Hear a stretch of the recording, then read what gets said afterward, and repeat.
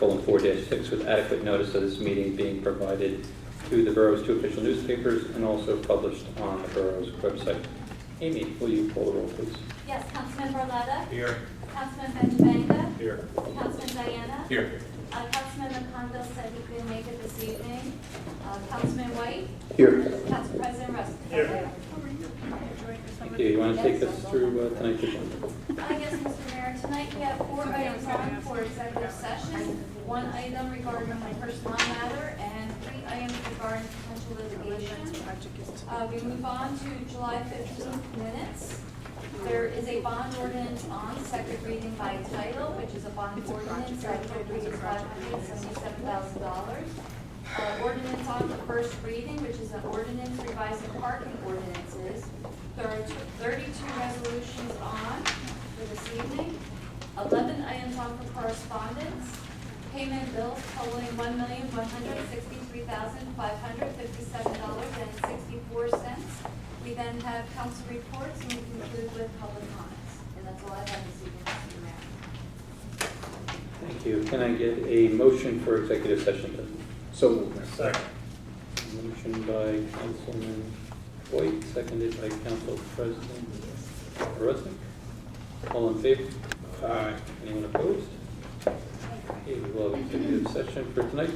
Any council comments on agenda items? Yes, Mayor. Can we please separate 13281? And Mr. Cullen, could you just go through any of the resolutions which may have been included in the recent bond ordinances or that's been on for reading here again tonight? Yes, Councilman. Bond ordinance, well, resolution number 13260, to the main of an existing, and 13282, and 13283.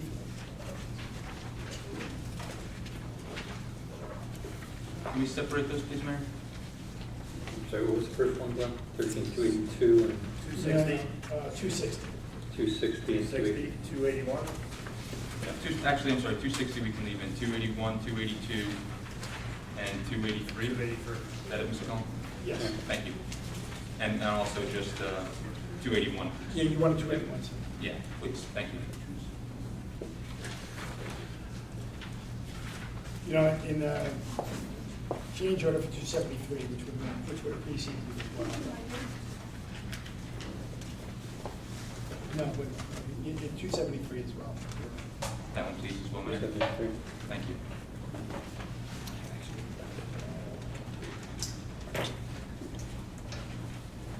Anyone else?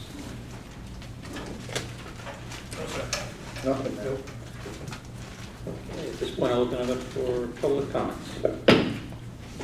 Yes, Mr. McCall.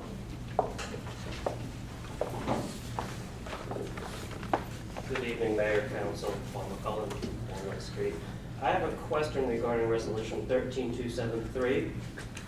In particular, I would presume the additional funds will come out of that bond since the project was under, so that's what the change order is for. So whatever excess was in the bond is going to pay for that project.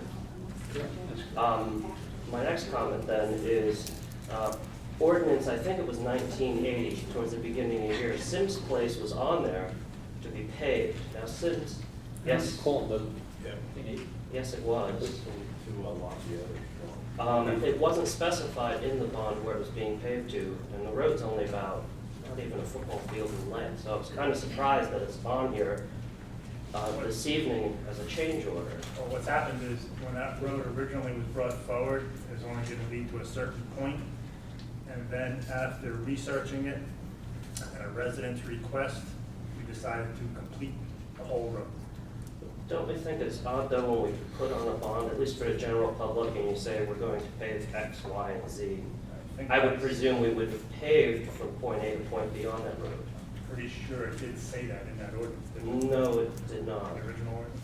It just said that, I would have to look at it, but that wasn't included as a potential extra route. I don't recall. The resolution with the bond referred to my proposal, which had the exact limits in the proposal, Okay. which did not include that last block of Sims. So this is to add the last block of Sims. Right. but the ordinance didn't read as such. That's why I I looked over the ordinance before I came here this evening, that's why I asked. thought it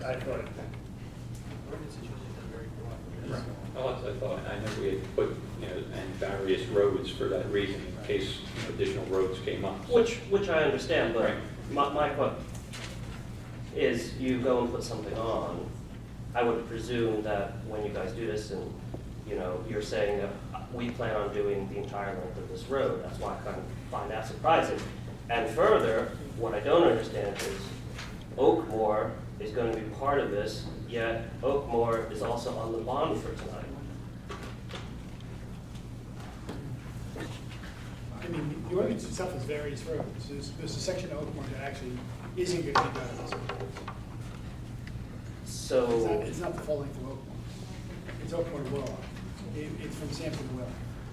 okay, so again, as I read the ordinance, the public would, we would assume that we're bonding, $273,000. There are roads listed in it, plus various if they become available. But I would think the general public, and I would presume members of the council too, when you go to bond these things, you would think, oh, it's from point A to point B, as in the entire length of the road. Or if you're going to say that we're only going to do from one point to another, which I understand from Sampson, it said phase 1, phase 2. But these other roads don't say that. So I think we're being disingenuous to the public when we say, well, we're bonding for this and we're going to pave it. But when, later on, the members of the public like myself find out, no, it was only from here to here, or here to here, or here to here. Which I'm fine with, but I think the bond should reflect that. That's why I just find it, I'm not opposed to that. I mean, I think the actual bid specifies exactly which roads and exactly to what we're looking to do. That's always going to be, your guide document. The bond ordinance we can get as specific as we want, or, as some members of the public request. But what we were trying to avoid doing was, not being able to pave additional roads where the bids came in cheaper, and, so. Correct. And Not that's that one we of were the trying. reasons why we do various roads now, Correct. because there's been all sorts of questions about what roads you're going to do. And when you do the bond ordinance, the ordinance requires 2 readings. Right. By the time you go out to bid, it's going to be 1 reading to award the contract, and hopefully there's going to be enough money in the contract itself or in the bid to be covered. But at the time you do the ordinance, you don't have a contract. Right. which I understand, that's why you put the And I mean, cost, just the- other various roads possible. Correct, and I mean, the only other thing I'm gonna mention to you is, we actually have been doing this all along. I mean, I know we have people here who live in Linden Avenue. You have a lot of these roads between Linden, Audubon, Holly. I mean, I can name a bunch of them where they break up, Oxford, they break up like Sure. 3 or 4 or 5 different times And, between different roads. So, But it's almost impossible to have limit here, limit here, limit here when, the road may break 4 or 5 different you times. could see how this could be interpreted though as someone thinking, I'm paying for the same road twice. Well, it can. We already, in a sense, bonded, now we're going to use the rest of it, which I understand, but now we're saying, well, let's bond again. It can be, but you would have to look at the contract, you would have to look at the resolution supporting it. I mean, always, if you look at one document, there's a possibility that you could get the wrong result, Yeah, which is exactly. certainly in this case, or any case that, that where the borough has bonded roads probably for the last 25 years or so.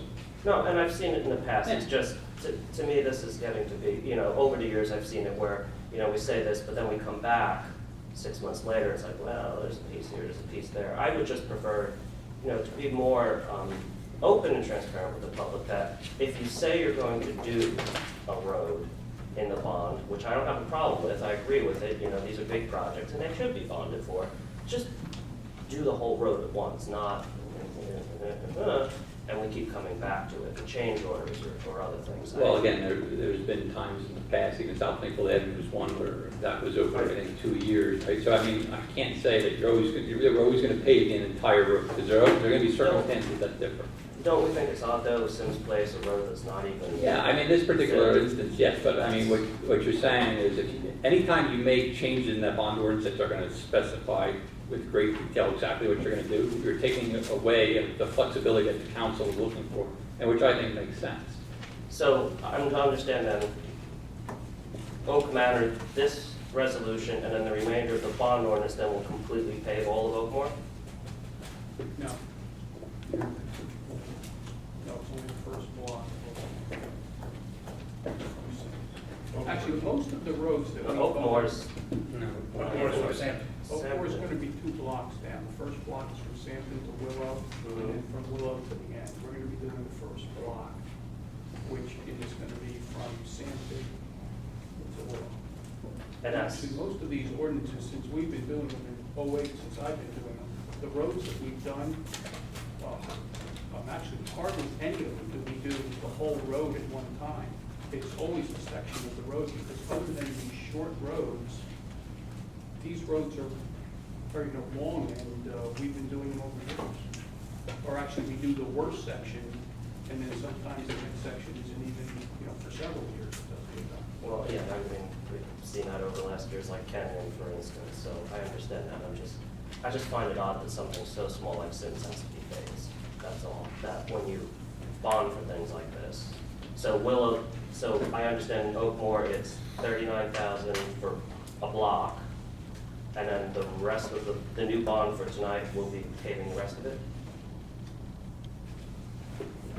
No, the 39,000 in the change order is to do the first block of Oakmore and to finish off the last block of Sims.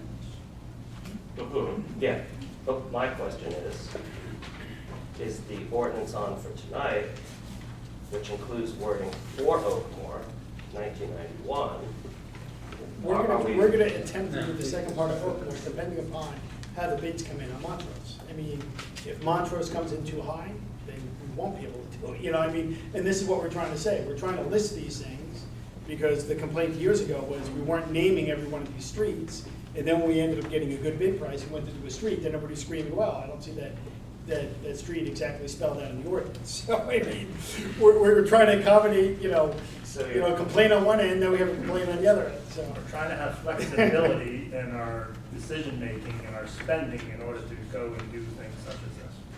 Okay.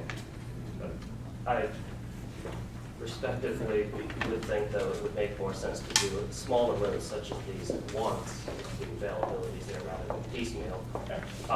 Just because I think cost, since you're already there, would be cheaper on that road than coming back to it 6 months later or 4 months later. That's the only, reasoning I see, because I know, especially with you gentlemen, the model of efficiency is what you like. That's why I find it surprising, well, we'll do these now, 6 months' time. I would think that if you're gonna do something, do it right off the bat, especially if it's for roads that small. I mean, Sampson, I understand. Hamilton, I understand.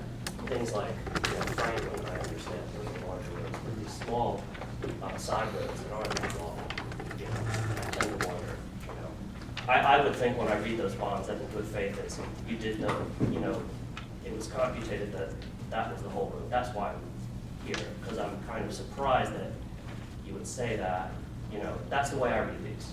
Is that It's a valid point. it's X, okay, you've told me you're gonna do these roads, if you have more money, you're gonna add more. That's why I'm surprised with things like Sims or Oakmore appearing twice.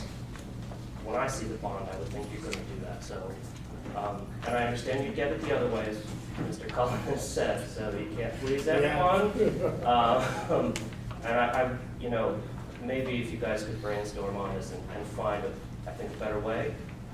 If there is a better way, that it could be that, when you say you're gonna do it, it's done in one shot. That's my piece. So thanks very much. Thank you. Anyone else? Yes.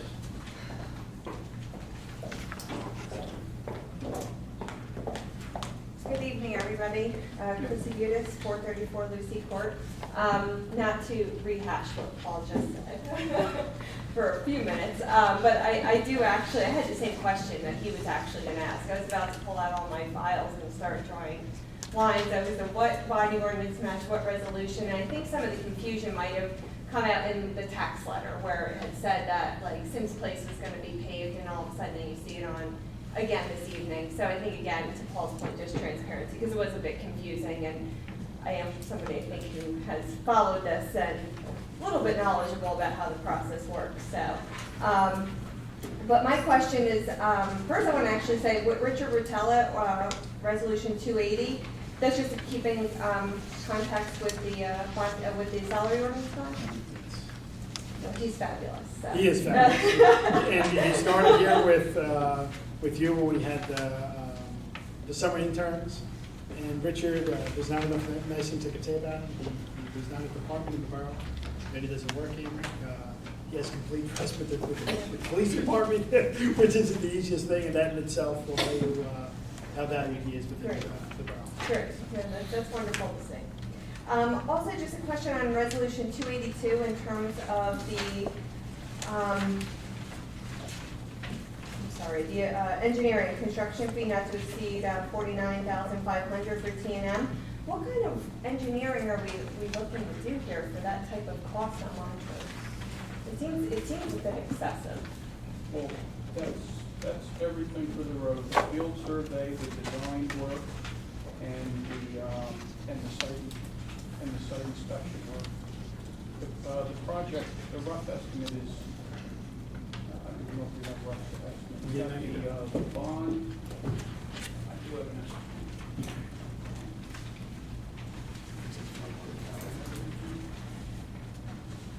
We did a grant from the DOT for 280.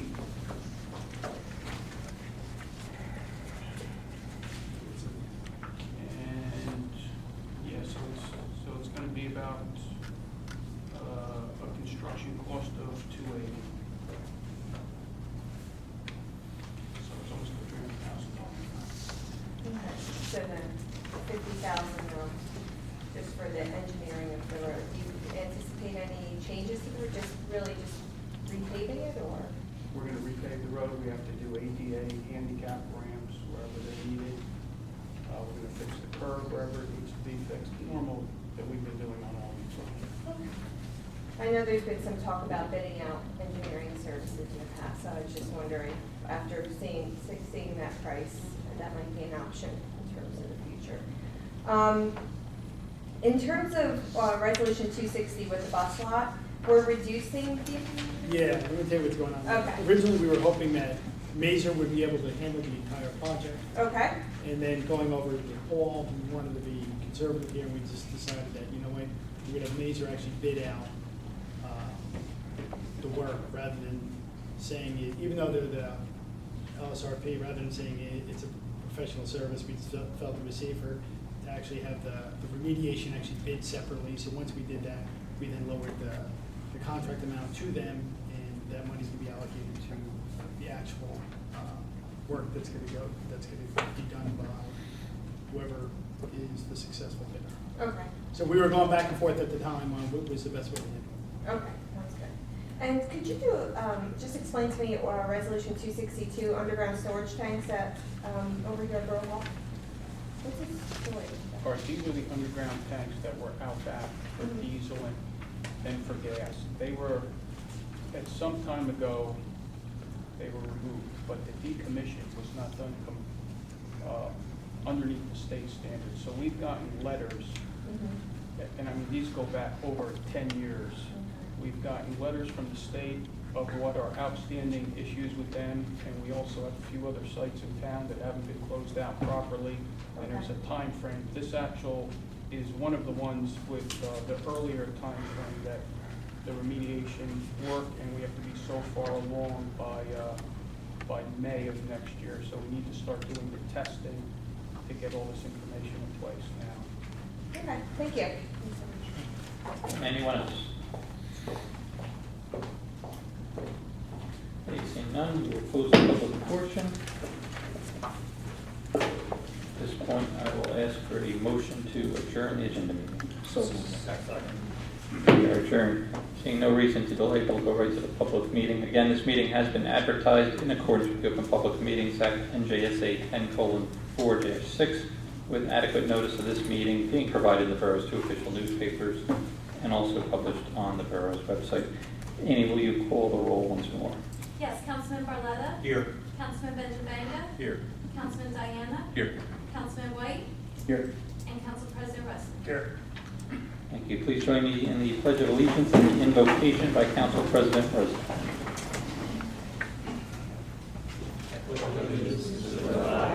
United States of America, to the republic for which it stands, one nation, under God, indivisible, with liberty and justice for all. Dear Lord, please look over all the residents of this borough and keep them out of harm's way. Amen.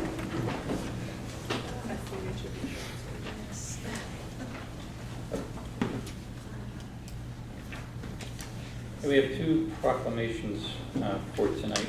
The first is for Women's Equality Day 2013. Whereas the 19th Amendment to the United States Constitution tore down the last formal barrier to women's enfranchisement in our nation, empowered American women to have their voices heard in the halls of power. This amendment became law only after decades of work by committed trailblazers who fought to extend the right to vote to women across America. For the women who fought for this right, voting was not the end of the journey for equality, but the beginning of a new era in the advancement of our union. These brave and tenacious women challenged our nation to live up to its founding principles, and their legacy inspires us to reach even higher in our pursuit of liberty and equality for all. And whereas before the amendment took effect, women had been serving our nation in the public realm since its earliest days, even before they gained the right to vote, America's women were leaders of movements, academics, and reformers, and even served in Congress. Legions of brave women wrote and lectured for change. They let their feet speak when their voices alone were not enough, protesting and marching for their fundamental right to vote in the face of heckling, jail, and abuse. Their efforts led to enormous progress for millions upon millions of women who have since used the power of the ballot to help shape our country. And whereas today our nation's daughters reap the benefits of those courageous pioneers while paving the way for generations of women to come. On the 93rd anniversary of this landmark in civil rights, we continue to uphold the foundational American principles that we are all equal and that each of us deserves a chance to pursue our dreams. We honor the heroes who have given to themselves to advance the causes of justice, opportunity, and prosperity. And as we celebrate the legacy of those who have made the enormous strides in the last century and before, we renew our commitment to hold true to the dreams for which they fought.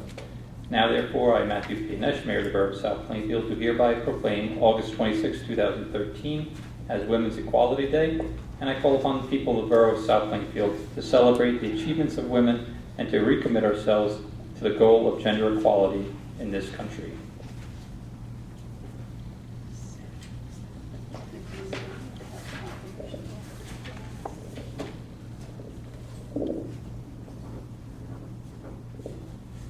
Second proclamation is for an Eagle Scout recognition. This is for William J. Walsh. Usually we do these at the actual Court of Honor, but this one was a little special in that Williams project involved borough facilities. So William is here tonight, but William, we will be at your Court of Honor as well. And whereas Eagle Scout William J. Walsh of the South Plainfield Troop 309 of the Boy Scouts of America is hereby recognized by the Borough Council of the Borough of South Plainfield in recognition for his special project of refurbishing with paint the men's and women's showers and locker rooms of the community pool of South Plainfield. And whereas the rank of Eagle Scout is the highest to which a scout can aspire, requiring the development of several skills, the application of continued industry and initiatives, and the exercise of the highest quality of character and citizenship. And whereas to fulfill the requirements for being an Eagle Scout, William completed a demanding Eagle Scout project that demonstrated his leadership, creativity, and concern for his community.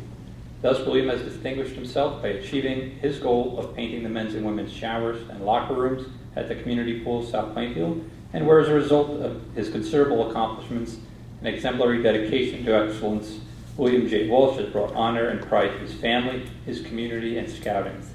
Now, therefore, be it resolved by the Mayor and Council of the Borough of South Plainfield that we hereby recognize William J. Walsh upon attaining the successful completion of his Eagle Scout project and commend his outstanding success and accomplishments and extend to him our sincere wishes for continued success in all future endeavors. William, if you join us up front.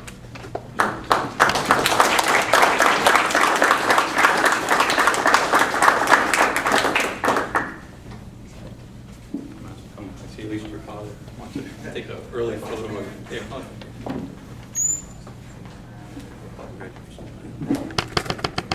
First? No, go ahead. Let's go to the second one.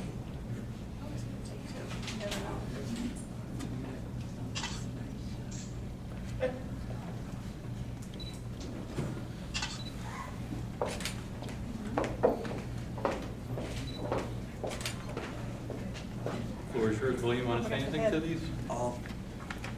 Fellow resident? Just say no, don't. Perfect. Congratulations. Thank you very much, Mayor. Yeah, Mayor, I'll just mention something real Yeah. quick. William actually was one of our, Tracy had mentioned earlier, one of our summer interns for 2 years. So in addition to being one of our interns, where he helped us in multiple departments, senior center, finance, tax, assessing, building. He obviously, they refurbished the whole inside of, really, it's a majority of the inside of the community pool. It was something that was long overdue. We had, with the heat wave that we had in July, I mean, it couldn't have been, it was so long overdue. It's been a tremendous help to the town, and I want to thank him. Thank you very much, Mr. Stone. You're welcome. Thank you.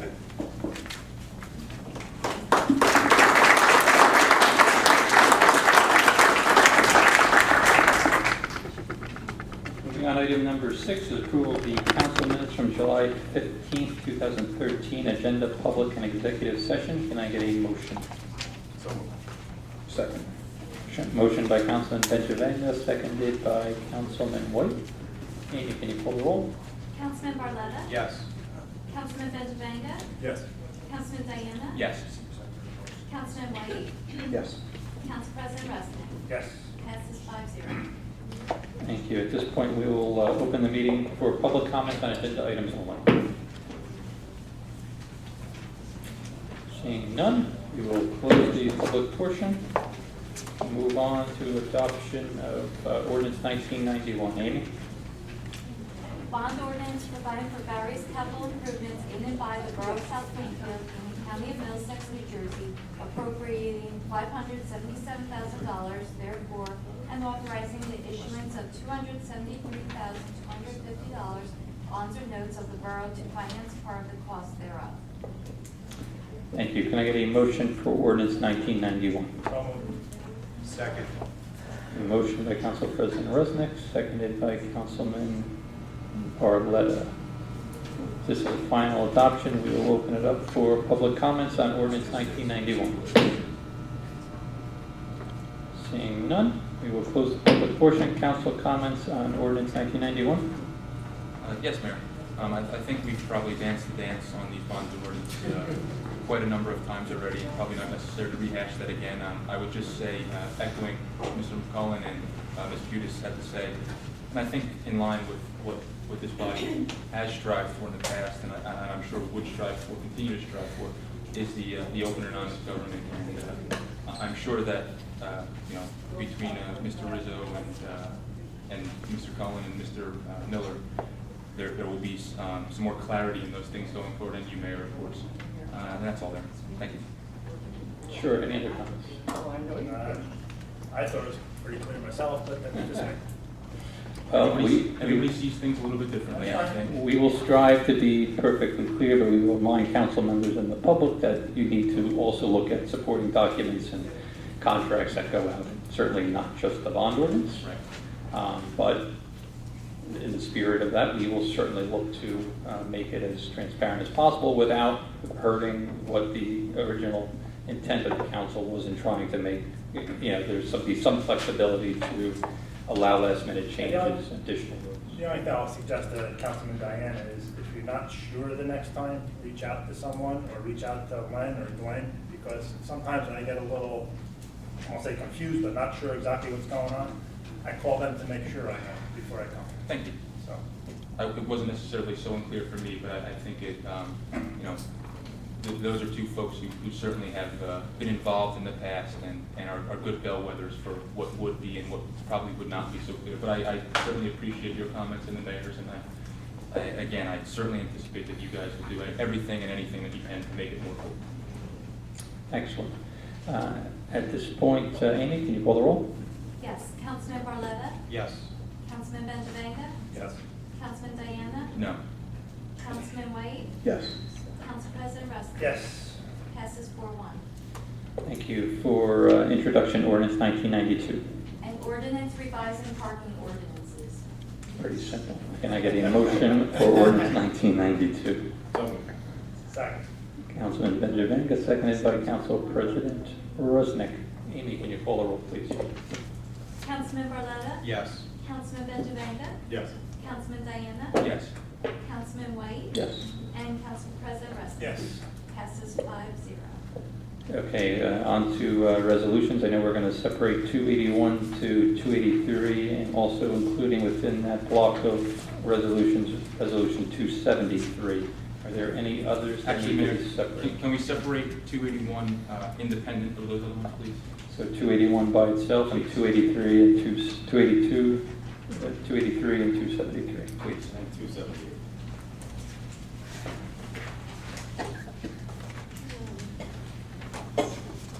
Okay. Any other requests before we seek motions? No, sir. Okay, let's make it simple. Can I get a motion for Resolution 281? So moved. Second. A motion by Councilman Barletta, seconded by Council President Resnick. Amy, can you call the roll for Resolution 281? Councilman Barletta? Yes. Councilman Benjavanga? Yes. Councilman Diana? Recuse? Councilman White? Yes. Sorry about that. That's okay. Happens to me. Yes. And Council President Resnick? Yes. Passes 4-0. If I could, Mayor, that was just a separation and recusal because that is a relative, and just in the interest of no funny business, I'm staying out of that. Okay. That's fine. Can I get a motion for Resolutions 273, 282, and 283? So moved. Second. Motion by Councilman White, seconded by Council President Resnick. Amy, can you call the roll? Councilman Barletta? Yes. Councilman Benjavanga? Yes. Councilman Diana? No. Councilman White? Yes. Council President Resnick? Yes. Passes 4-1. Okay, and can I get a motion for Resolution 278? So moved. Second. Motion by Councilman Barletta, seconded by Council President Resnick. Amy, can you call the roll, please? Councilman Barletta? Yes. Councilman Benjavanga? Recuse as Council Diana stated. Councilman Diana? Yes. Councilman White? Yes. Council President Resnick? Yes. Passes 4-0. Okay. Can I get a resolution for Resolutions 13-255 to 13-272? Resolutions 274 to 277, 279, and 280, and 284 through 286. So moved. Second. Motion by Councilman Benjavanga, seconded by Councilman White. Amy, can you call the roll, please? Councilman Barletta? Yes. Councilman Benjavanga? Yes. Councilman Diana? Yes. Councilman White? Yes. Council President Resnick? Yes. Passes 5-0. Thank you. Moving on to correspondence. Can I get a motion? So moved. Second. Motion by Councilman White, seconded by Councilman Benjavanga. Amy, can you call the roll? Councilman Barletta? Yes. Councilman Benjavanga? Yes. Councilman Diana? Yes. Councilman White? Yes. Council President Resnick? Yes. Passes 5-0. On payment of the bills, can I get a motion? So moved. Second. Motion by Councilman Barletta, seconded by Councilman White. Amy, can you call the roll, please? Councilman Barletta? Yes. Councilman Benjavanga? Yes. Councilman Diana? Yes. Councilman White? Yes. Council President Resnick? Yes. Passes 5-0. Thank you. Mr. Rizzo, anything for us today? No, Mayor. Mr. Cohen? Yes, Mayor, just a couple items. One, being told that the county is supposed to be done with culvert over New Brunswick Avenue by the end of the week. So we're all hoping that that comes to fruition, the weather stays good. And, once and for all, the detour can go down. So we're being told by the end of the week it should be completed. Let's hope that that happens. The parking ordinance tonight, I know nobody asked any questions, that will be a second reading. But the parking ordinance primarily dealt with the parking around the schools. So I know there was a number of residents in the high school area that was interested. And then just the last item, tonight, Resolution 13284, which was to support the PSE&G Energy Strong program. I think both Edison and Woodbridge have passed support for that. And one of the reasons, which, you know, isn't built in here, but we're being told by PSE&G officials that if they're able to get this through, they're looking at one of the substations that would be, you know, I guess upgraded, would be our Hancock Street station. So, and with that, progress. Excellent. Mr. Miller? Yes, Mr. Mayor, just a couple of quick things. The contractor's working today, and he finished the top paving of 3 streets, and tomorrow we'll be starting to move over onto Sampton Avenue to do some work to prep the road, because we're looking at rain probably tomorrow, and then after that, he'll be moving ahead on Sampton Avenue full speed, get that done as soon as possible. So I think we're on track with the road projects. We were authorized tonight to do the grant application for the DOT grant next year for Franklin Avenue, and we'll work on that. That has to be submitted to the DOT by the end of September. We haven't heard anything back yet on the application that we resubmitted for the truck route to the DEP. That has been in there, and we'll call them the end of this week to see where that stands. We should hear something on that shortly to at least see if we're deemed complete. And I think that's it, Mr. Mayor. Okay. Amy, anything for us tonight? No, Mr. Mayor. Well, tomorrow, Other than tomorrow. so we have at 2:30 a.m. Yes, I'll be up at 2:30 a.m. Special election tomorrow, 6 a.m. to 8 p.m. God bless. Do you have any absentee ballots yet? I have 0. Dear. Let's hope the turnout's a little better. Yeah, they were campaigning at the train station today, so. Okay, Councilman Diana. Thank you, Mayor. It seems like quite some time ago now, but tremendous credit due to the South Plainfield Business Association for Christmas in July. It was a great event. I think the turnout was spectacular, and Nancy, you noted that there was people there pretty much for most of the day. And Mrs. Diana did have a little bit of a problem with the mayor in the dunk tank. She thought he was cheating a little bit by catching his arms on the side of the tank. Councilman Diana wasn't in the dunk tank, so I guess I shouldn't really talk. That's true. Also, I was able to be a last-minute replacement in the South Plainfield Golf Association outing, which unfortunately is one of the days that we had a monsoon. So I guess I played golf well in the rain. It was my best round ever, but that doesn't really say a whole lot. That was a great event. I also wanted to point out that on September 8th at 1:30, we're having a dedication to Mary Mazeppa of the Recycling Center. I didn't know Mary personally, but from everything that I understand, she's an integral part of recycling in South Plainfield. So if anybody has the opportunity to get out for that. And finally, they're not here any longer, but congratulations to the Walsh family. I know the Walsh family, and when you have a child reach Eagle Scout, it's probably a good indication of the family that he comes from, and they're a great family in South Plainfield, so congratulations to them. And with that, thank you, Mayor. Thank you, Councilman Barletta. Yes, Mr. Mayor. I also would like to thank everybody involved in the Christmas in July. I think it was a huge success. Nancy, I know you did a lot, and there's other people who did. The only one, though. Yeah, but you did do a lot, even though you can imagine what other people did too. Sue isn't here tonight, but everybody who was involved, I think it was a huge success, considering it was the first time annual. So, thank you very much. With that, progress. Thank you, Councilman Benjavanga. Thank you, Mayor. Just want to congratulate Mary Ann down at the rec department for her retirement after 25 years. Although she retires on December 1st, we're accepting her retirement, and also somebody that I've worked closely with over the past 3 years, being chair of public safety, which is Lieutenant Kevin Murtaugh. Every fourth Wednesday of the month, we get together, have traffic safety meetings, and will definitely be missed, but his replacement should definitely be a fun time. So, with that, Nancy, it was a great time. I actually, I have was looking through all the photo albums when I was a kid, looking for pictures, and in 1987, 88, 89, 90, the Culture Arts used to do the art fair.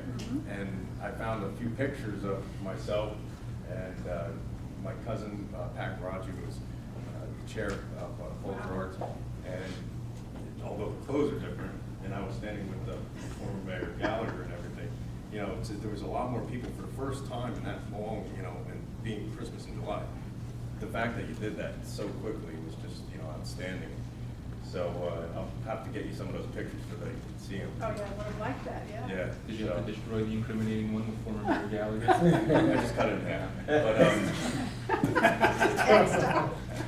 But no, so it was, you know, there was about 5 or 6 councilpeople from back then, Johnson War and whatnot. It was, Linda was on there 90, and so it was good to see everybody there. Yeah, it was. So, Amazing. with that, Mayor, progress. Thank you. Councilman White. Yes, thank you, Mayor. Again, congratulations to the Walsh family on the achievement of Eagle Scout there. And obviously, I agree with Councilman Diana, the family inputs have a lot to do with the outcomes. Wanted to just mention about the Senior Center, the meals program. They served 179 meals this month, which was #1 in the county. So it shows that we're actually meeting a very big need there, and that people are taking advantage of the program. The numbers are growing. Also, for the 5K run for the Labor Day Parade, I've gotten some questions regarding how to register for that.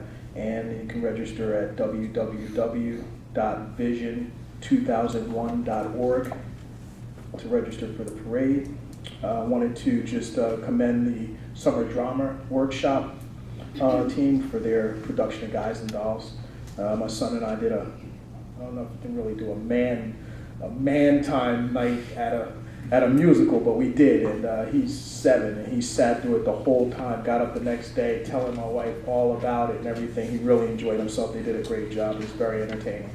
And lastly, I'd like to commend everyone who was involved in the Christmas in July. It was a really fun time. I had a great time. And it was just great to see the streets filled with people. I spoke to so many people that weren't even from town, you know, that had stopped by, and I had to leave early to go to my daughter's softball game, and we made it back later on, and her and Delaney Bourne actually were able to paint Uncle Luigi's door there, even though they weren't in the contest. They were so thrilled to just participate and paint the bottom of the door. So thank you for everyone who was involved in that. It was a great job and a great day for the town. Thank you. In progress, Mayor. Thank you. Council President Rosman. Thank you, Mayor. Just want to touch base slightly on this parking ordinance we've been talking about. It's going to affect the parking around the schools and some of the neighborhoods. It's something that's been in the works for quite a while. I want to thank Councilman Ben Javanga, along with the Public Safety Committee, Lieutenant Murtaugh, Chief Parker, working in coordination with our CFO, Glenn Cullen, and also the school superintendent, Dr. Jenko. Just goes to show when you put great minds together, great things happen. And I think this is going to be something that's really going to work out well for the people in those areas and the parking around the schools to alleviate some of the problems that we've been incurring for the past couple of years. And I also want to publicly thank Mr. Len Miller. He mentioned the 3 roads that were completed around the school over by Grant School. I know I give him a hard time once in a while saying we want these things done prior to Labor Day, and those are done today, so that's 3 weeks ahead of schedule. And I guess sometimes it's good to put pressure on people. Don't take it personal, Len. We just want to get things done for the residents.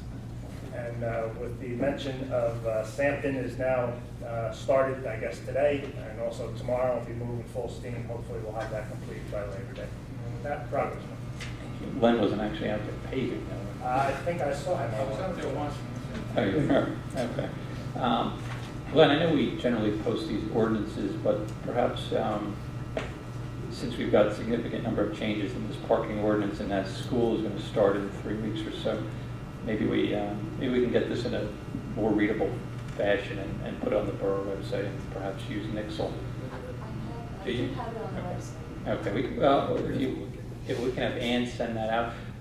As Councilman White was mentioning, the 5K run, that's just something I want to remind other council members here. We, with Nixle, we can send out community alerts. They'll go out on email only. They will not, they don't carry the same obvious importance and seriousness as the alerts that go out and hit text messages, but it's another way that we can use that service to promote these events and get some additional notification out. I know, Nancy, we did the alert for the road closings that day on Christmas in July, but we also did a separate community email for the event itself. So I don't know how many. I know there's probably several thousand people in the area that are receiving those. So it is a nice way to, in addition to using Facebook and website and Twitter, whatever else we have, Nixle can be used for that as well. And the only thing I would ask is that we probably keep it to an email that goes out on a Friday afternoon. So if there's anything important within your departments or that you want to get out to the residents, we can just roll that up to Ann on a weekly basis. She can send out an email or a Nixle alert for everyone. You mentioned, I guess it was mentioned about Guys and Dolls. As always, Summer Drama does a great job. For the last couple of years, it's been a little special for me as my nephew has been getting increasingly larger roles over the years. So he'll kill me, I forget what character he was, but can I just say he was one of the ones singing up there? Never mind. And the only other thing was the EMS car show, which was held a couple of weeks ago, and I think that's 7 or 8 years, right, Councilman Benjavenga? That's been a wildly popular event, and I know that Nancy and we were talking about perhaps coordinating those two events on the same day and really creating, not only a reason, but a greater opportunity for residents and people in the surrounding area to get out, go to the downtown and go to the surrounding areas and really make a day of it. We, by happenchance, did it with the health fair last year as we picked a date, and it just happened to coincide with Fire Prevention Week. So across the street we had the fire department open house, and over at the senior center we had the health fair, and we got tremendous traffic back and forth between the two of them. So it's another great thing, Nancy had an idea. Keep that in mind. Sometimes some of these events, it does make sense to kind of stagger them and have them on the same day. With that, I will just report progress and open the meeting up to the public. Hi, I'm Yvonne Viscosi, and if you'll allow me just a moment to digress from my ultimate point, I think you'll see at the end of my dissertation that I'm building up to something. Sure, Yvonne. I think the clerk just needs your address, right? I'm sorry, 610 Spicer. Okay. Several months ago, I complained to the city because someone had put up some pigeon coops. I didn't know they were pigeon coops. I just thought that they were sheds in the backyard. When I came here, I found out that I had to report it to the health department and blah, blah, blah. And then the city had to come and check on these sheds. Well, this shed, there was only one there. I have subsequently done a whole lot of research, and I have discovered that 30 diseases can be obtained by pigeons to humans by their feces. These can also be airborne fungi, which are infectious disease agents. So consequently, I can pick up some lettuce in my backyard. It will have pigeon feces on it. If I ingest it, I can get a viral infection that can render me quite ill. It defies logic to me that these birds can defecate all over my yard, and if I let my dog run in someone else's yard and it had threw feces in their yard, I would be held accountable. But this person is not. So I'm a little angry that these birds have more freedom than I do, and I don't see anyone checking. That all being said, I'm going to get to my ultimate problem right now. I've been to this borough hall 6 times to complain about someone that has 3 sheds in his yard. I subsequently found out that 2 of them were for the pigeons, and 1 was I don't know what. Of the 6 times that I came, I got screamed at by one gentleman. I finally got him to a point where I could stop him from screaming so that he could hear what I said. He then started screaming at a subordinate, and I could hear it all the way down to the mayor's office. That defies logic that this disrespect occurs, but here comes my ultimate. There is now a 3rd shed on that property. Once again, I've been to Borough Hall 6 times to ask you, can you do something about it? 3 times I left my cell phone number. 1 time I asked to make an appointment to see you, Mayor Anesh. That's been almost 2 weeks. Is it because I don't have political clout? Is it because I don't know someone? Is it because, I can't imagine why. Someone can have 3 sheds in their yards, you tell me you're gonna look at it, and nobody even has the decency to call me. So I'm here at a public forum because taking the right steps didn't work, and I don't get it. One thing I'll say, Yeah, no, let me just Go ahead. make one quick comment. Yeah, definitely. The person was summoned last Monday, not Yeah. today, not because you were coming today, they were actually summoned last Monday by the health department. I can't tell you that the protocol is to contact you because he summons this person, but I can just tell you they were summoned last Monday. Okay, but that doesn't have to do with it, again, that's the health department. Now this same gentleman has 3 edifices in the back, and I'm calling them edifices because I can't see over one of them. So that is my last point, which is 3 sheds in the yard. I complained about the first, I complained about the second, now I'm at the 3rd, and he's got 3. But more than that, more than the issue at hand, how I've been treated accordingly, and I'm not asking one to give me information that is not allowed to be given. Give me a phone call and tell me that it's been handled. Call me and tell me Mayor Anesh is not going to be available for 6 weeks. I then would respect that because I'm being respectful to you. That nothing got done, that no one contacted me, that I had to go 6 times, that I have to be here because I thought perhaps a public forum will render you then able to hear me. To me, it's just unconscionable. Now, first of all, let me apologize. Starting from the beginning, I guess the treatment that you got, and I'm not sure what individual. That was gonna be my first question. But- Who treated you like that when you came to Borough Hall? I don't even know his name. No, that's fine. We'll address that. But I heard it all the way, he was screaming it as the board did. When I got to your office, Yeah. I was still hearing it down there. No, and I was out of state for the last week and a half or so I apologize. I certainly would have called you, but I'm still, I don't know, I'm on last Wednesday still. Listen, I'm I a just little came bit- back from Italy, I get it. Exactly, so, and I had a little bit, I guess the last time we had an instance of this, it was bees, right? And we contemplated an ordinance. We've got to look at the ordinance, and I know that we have looked at it. There's nothing that specifies that you can't have these in the borough. I haven't seen these structures, are they actually sheds? Glenn, have you heard from health or They're from? coops. Pigeon, They're there's just 2 pigeon pigeon coops. coops and then another building, I don't know. Yeah. Okay. I haven't, they're coops and not sheds. Right. I just, I didn't think they were I'm sheds. sorry, I'm calling them sheds because I No, don't that's know. fine, but I wasn't aware, I was just trying to get, I'm sorry? Mr. Mayor, I live directly, you guys know that. no, I know, I we live spoke about this directly before. across the street. I don't know if you know that or not, Yvonne. I live directly across the street from the house you're talking about. There are 2 sheds that he uses as his homing pigeons. The other shed is like a tool shed. Now, I don't know, I'm assuming he has permits for them. Didn't have permits for the first one. Why I'm being told by the health department is you're limited to 25 fowl on any piece of property that's up to 2 acres. That's what the citation is for. Okay, so we have a couple issues here. One, does he have permits for the sheds? And I think you can have 3 sheds as long as they don't go over the lot covers that you're allowed on your property, as long as you get permits for them. We'll investigate that to find out if you got the permits. And then you have the ordinance of the fowl. To my And I understanding. said, that Is that wasn't a- today, that was over a week And ago. is that a local ordinance?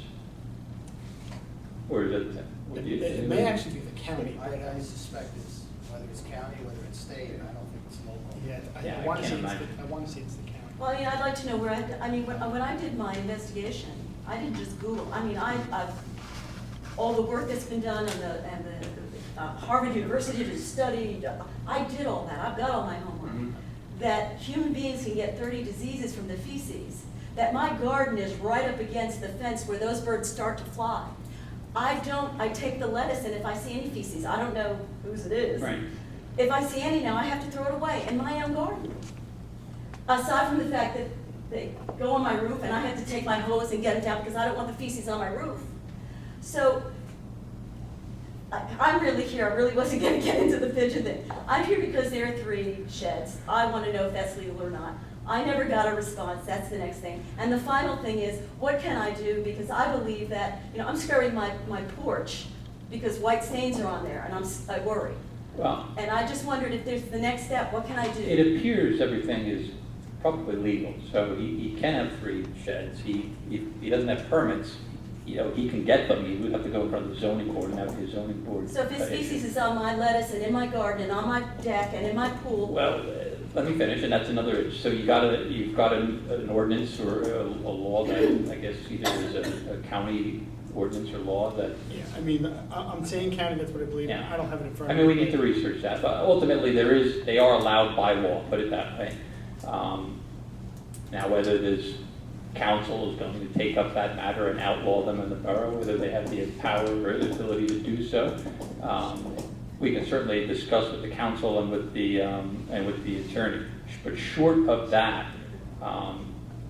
assuming he either gets permits for the sheds or already holds them, by all means, what he's doing is legal. That doesn't mean it's the best neighborly thing to do. Again, I referred to an incident we had several years ago where we had an individual that was raising bees, and the neighbors, or a neighbor, was certainly not thrilled with them, and they were concerned. I think we resolved that one. We didn't resolve it with an ordinance. I don't think we had to revise anything, but I forget exactly what we came out there, but we went out to the site, and I'll go out to the site and take a look at this as well, but it very well may require some action that may or may not be taken by this government. can I, then I'll take it personally because I've had that garden there for 11 years. Yep. When I go out there and I have to take my lettuce and throw it in the garbage. No, I hear you, and it's, again, I understand, it's a tough situation for you, but I will personally go and take a look at it. I'm not gonna get there tomorrow. I promise you that. I will try and get there Wednesday, or by the end of the week. Let me take a look at it, let us research, and then I will personally get back to you, and we'll take it from there. Thank you so much. That's all I can promise you at this point. See, I told you I wasn't gonna reason. Thank you very much. You can let Brad. Anyone? Mr. McCullum, I guess you can refer to.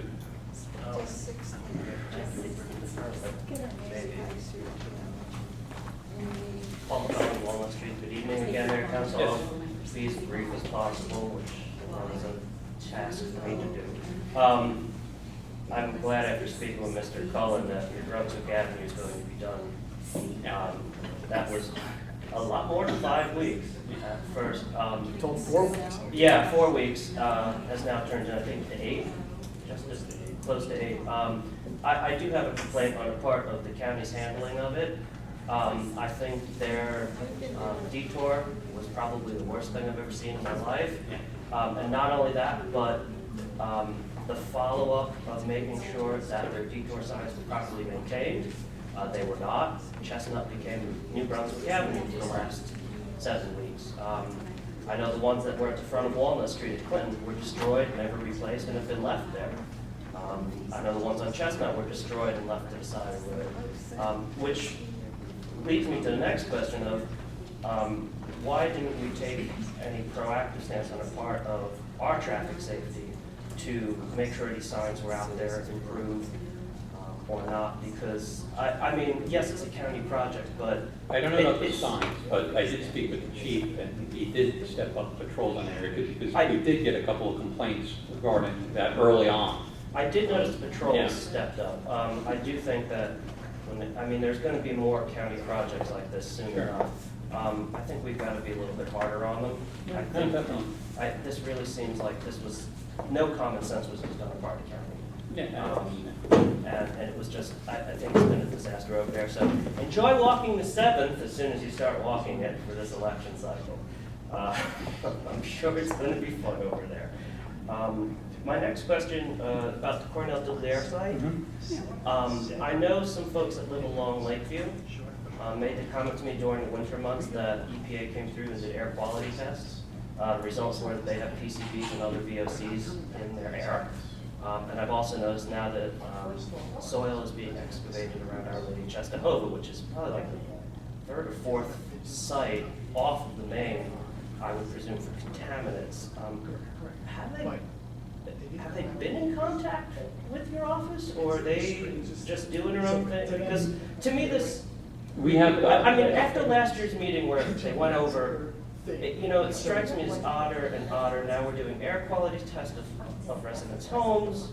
This is the third or fourth, off-site thing. It seems like this is. It may be totally unrelated. I don't want to blow it out of proportion myself, but it seems that things weren't as contained as the EPA thought. It doesn't seem they're being very. They're not communicating with the community of just the depth of the situation, I think. That's the way that's I a feel. tough one to answer. I mean, without any, construction going on that site, I don't think they would have uncovered that. So, and I think that could probably be said, potentially for other areas, right? I mean, I know there's been obviously some development that had gone on over years before with the, residential housing going up in that area. So absent, any kind of activity in that area, I mean, I don't know what their protocols are, or, obviously they had checked the houses directly across the street on Spicer. They made determinations, and I know you were at that, the public hearing as well. They bring their experts in who know a lot more than I do about, those particular matters, and, it's both between the federal government and contractors that go out. Is it normal for them to go and dig, so many miles from the site? I don't think so. But I don't know that they've actually even come out and definitely said that it's connected to Cornell, although it seems reasonable that would be. So I guess my answer is that it's still ongoing. Yes, we've been notified, but no, we don't know the extent of what's going on, or the full extent of what's going on. For myself, living in the community as long as I have, having lived on that side of the community, it just, it strikes me every time I see it and I raise an eyebrow, how bad really was it? Or how, I know for myself, I wouldn't want the EPA knocking on my door and saying, I'd like to do an air quality sample, oh, and by the way, the results have come back. Right. That type of thing is kind of alarming to me. And I'm not saying we should. I just hope that the council, your office, could be a little bit more vigilant and maybe getting some of that information to us. I'm not saying EPA is hiding it from us, but no, they're not. I just find it very odd that just happen to be on And the generally, side, those types of things. while the investigations are still going on, they don't provide us with a lot of information. As you can recall, when it came time for that public hearing, when they did have the studies completed, they will brief us, but those briefings are usually only a matter of weeks before they actually release something, just so that we are informed as well. So it's close to the same. Yeah, it would most likely be the same. They're not going to, until they have, a concrete, or what they, in their eyes, a cause and effect, they're not going to come out and just hypothesize with us. They may do it internally, but they're not going to share it.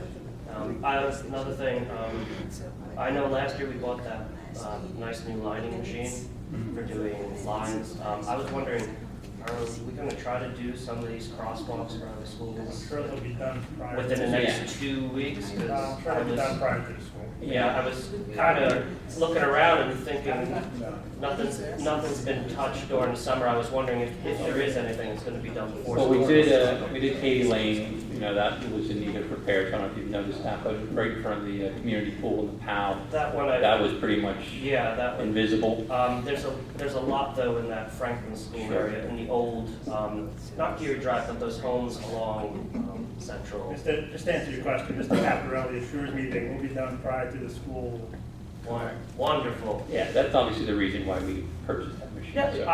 absolutely. I just, that was over my line of, I was hoping that type of thing we would, do before school starts.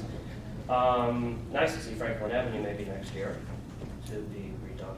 That would be kind of nice. And I know Mr. Cullen isn't here, but I'd like to thank him.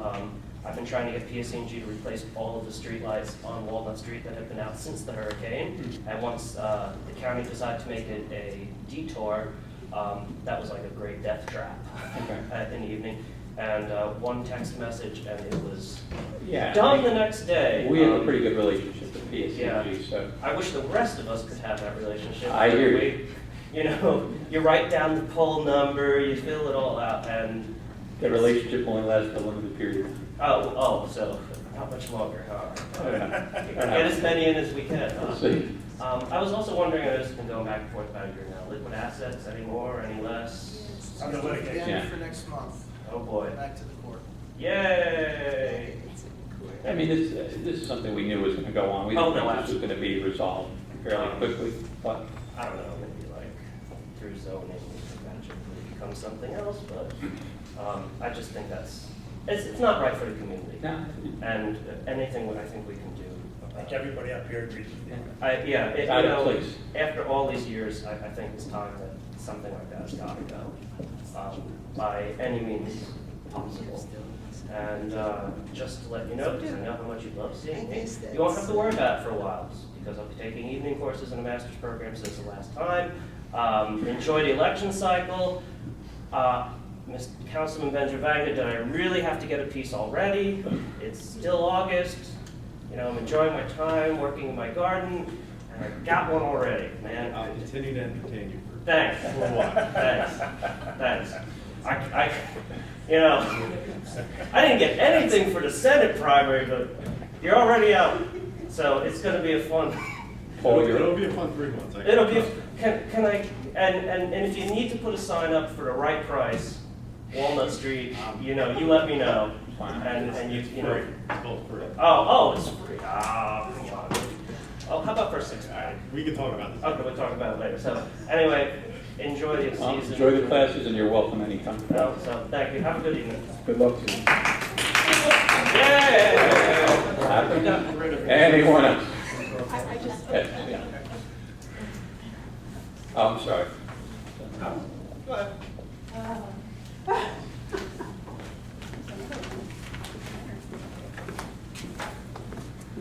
Good evening, Mayor and Council. My name is Carrie George, and this is my husband, Charlie. We live at 107 Rizzoli Terrace in South Plainfield. I just want to let you know I grew up in town also. I want to inform you about an issue that we have with a property located at 301 Pulaski Street. We are currently renting this property, and we have a contract to purchase this property probably within a month or two. The issue is that the storm sewer pipe is broken and it really needs to be replaced. We believe the pipe has been broken for at least 5 years, and I think everybody is aware of it. It is causing water drainage backup in our street and on our property. This has led to flooding in front of our property, and I said also on our property. And we've noticed, since we've been renting since May, that water sits in the sewer drain itself on the street and will sit there for weeks, even if it doesn't rain. We resolved all of it, Well, you punched a hole through it, and then it would sit in, though. I mean, I was there today. There was absolutely nothing in the street. I mean, we Yeah. punched, you know. Mayor, Mr. Mayor. I went there today too, and I talked to Bobby, and Mrs. George called me over the weekend. That's why I went over there. I think the work that DPW did in front of the property there, putting the stone and digging the trench, the dry well that they did. I mean, we had a torrential rain this morning. It rained Friday, and there was no standing water on the property or in front of the property. The issue, I think, that we're going to have there is the actual basin itself. It does, you know, you can see the standing water about 3 inches below the ground, the street level. I think that's the issue at this point. From what I see that DPW did, I think they did a good job as far as getting rid of the standing water that's on the street itself and in front of your property. okay. I do have some pictures that was taken August the 10th after what they did, and there was some standing water in front of our property, where we couldn't even get into our property. Okay. I do have some pictures. Now, since it's been going on for 5 years, and I know this issue has been brought up to before, and they're finally doing something. And the first time they tried to do something, they didn't put the stone there, they just dug the hole deeper, and I actually have that picture also. And that didn't really fix the problem, it just took the water from one place and put it to another place. There is still standing water if you go out to the tracks around our property. Now, we would have to wait for another big rainstorm to see. You said there was one today, but there really wasn't that much. Everybody knows there's a broken pipe Well, here's the issue. costs money. Conrail broke the pipe. Yeah, it ends up with money, it's It goes on from your Conrail's- side of the street, it goes across the street, your basin goes directly across the street, and it goes down towards the track. Right. Conrail busted the pipe there, so now water sitting in that pipe has nowhere to go, okay? Trying to get Conrail to do something is like getting an act of Congress. It's gonna be very, very difficult. But have we tried? Have we Have tried? you tried to do that, Paul? I wasn't asked to. I have a phone number. I have a phone number of a. No, I mean, look, we can reach out, we can have the attorney reach out to Conrail. We'll reach out to get to them, but it's not something Public Works can do. No, exactly, right. It's 100% in their right of way. Right, But they broke the pipe, right? correct. They threw in a third rail. I mean, we're not gonna be able to have them take the rail out. I mean, it's, Yeah, Or just it's get it I over. see it, well, I had a suggestion, but I see it being a potential, it could take years to get Correct. something like this done. It's not something that it's gonna be done it's not gonna be done before you close. before you close or If anything you're like looking for that. it, it's not gonna happen. What- What are we supposed to do? We're Well, buying a let me building. just say, I, If you were buying a building, what would you do? I mean, I'm just giving you the honest answer. Yeah. We're not gonna be able to Yeah, put but that. I'm asking the under- question, what would you do? Well, I'd either buy the property or not buy the property. If you're asking for an answer, it's gonna be one or the other. I mean, the town is You know, trying to do I- currently what we can do. I was gonna suggest, and I didn't get a chance before the meeting, talking to Mr. Caparelli and talking to Mr. Miller, to see if we can, I talked to Mr. Caparelli about it briefly, but if we can remove the pipe and put all that, the crossing of the street and down the street where it's borough property, or at least, maybe even private property, but filling that with stone. This way the water would come down to the end and it would seep out someplace to go. Right now it has no place to go. Right, right. It's sitting in Conrail the broke the pipe. pipe, right? Yeah. So you're saying that maybe years before they fix the pipe, they may not even fix the Matt, pipe? I'm being honest with them. I don't want to tell them, they're No, I saying closing in a understand, month. They but have- I mean, It's not gonna be resolved before closing, that's obvious. Yeah. I mean, I'm trying to think of something that will take care of the situation, Right. rectify the situation without having to, Is there any pipe that you can dig right there and just get it out on your side of the, on our side? Just, because I can see the winter coming in, as we were talking to neighbors, they said it gets like a. Yes, I see it I by, s- yeah. And it is a health issue too with the stagnant water sitting. yeah, I mean, the engineer would probably have to do like Did you look at it? runoff calculations and to see how much water is coming through that line and. Well, I mean, I've been out there already a few times with Bobby Caparelli, and I mean, we looked at it, I looked at it, I guess the first time recently again, after he dug the hole the other day, which was maybe a week or so ago, whenever he went out there. I mean, the problem is that it seems when the third rail went in for Conrail, that they took out the drainage pipe, and that's about 10 or 11 years ago, and, like you said, it takes an act of Congress to get them to do anything out there. So what we did was, what we're able to do, and actually, first of all, we probably went on to the railroad right-of-way without permission, first of all, to try to do something to accommodate, the problem the best we could. To get the water off the road was the main thing that we were trying to do. So by excavating the hole back off the end of the road, that gave the water someplace to go. But then obviously you didn't want to, and we didn't want to have it just open. Mhm, So that's they- what it was open. Right, that's what it was open. So what we did was we had to fill it in with stone, so you still have the voids in between the stone for some storage capacity. And you also have a little bit of a ditch that goes around one end. So when the water gets high enough in that stone, it can run around and get into the ditch a little bit.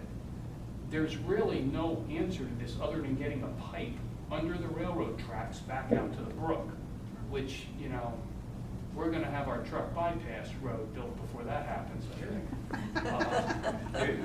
There's really, you're talking about going under a three railroad tracks? Three Three railroad railroad tracks. tracks. You couldn't run along the side of it, Well, because we have tie to it get into another one somewhere. down the street farther? Because doesn't that, at every dead end, go down to, No, that pipe ran through underneath the tracks to okay, get but to on the the next brook street back over, there. is that the only one that went under Yeah. our street, or is there another street you can tie into? Right. I don't think the pitch runs that way. It's awful flat back there. That's why I think there's not a pipe running along the back there.